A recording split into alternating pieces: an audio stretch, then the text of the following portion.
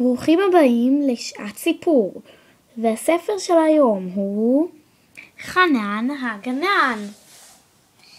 חנן הגנן כתבה וציירה רינת עופר.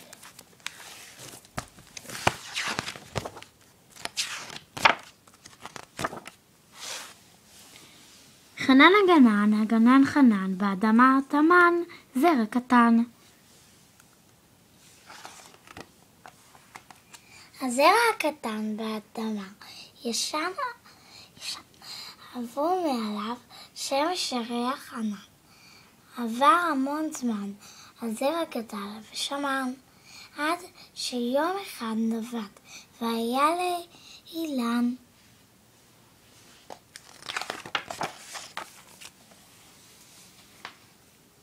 ועל הצמחים צמחו פירות מופלאים, בכל הצורות ובכל הצבעים. חנן הגנן על הסולם עלה, כתב הפירות ושם בעגלה.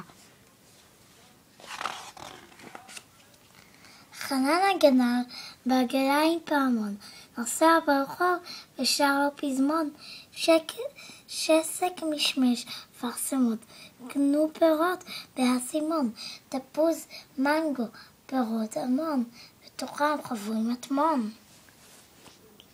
בא מולו הילד ארנון, מה תרצה? אפרסמון. אפרסמון לארנון, לחנן אסימון, ודין דין דון בפעמון.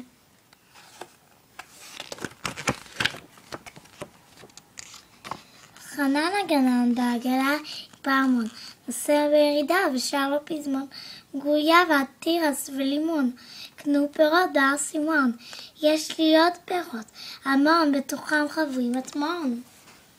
בא מולו הילדה כוכבה, מה תרצי היום? גויאבה. גויאבה לכוכבה, לחנן אסימון, ודין דין דון בפעמון. חנן הגנן בעגלה עם פעמון, נוסע הפוך ושר לו פזמון, תמר, חרוב וארמון, קנו פירות באסימון, שקדים וכוס פירות המון, בתוכם חבויים מטמון. בא מולו הילד אדר, מה תרצה היום? תמר. תמר לאדר, לחנן אסימון, ודין דין דון בפעמון. חנן הגנן בעגלה עם פעמון, נוסע בעלייה ושר לו פזמון, הגס ותפוח עם קינמון, קנו פירות באסימון, נבים ועוד פירות המון, בתוכם חבויים מטמון. בא מולו הילדה הדס, מה תרצי היום? אגס.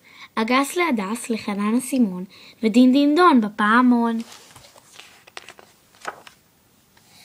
חנן הגנן בעגלה עם פעמון, נוסע בעמידה ושר לו פזמון, תות, פטל ולימון, קנו פירות באסימון, דובדבנים פירות, המון בתוכם חבויים מטמון.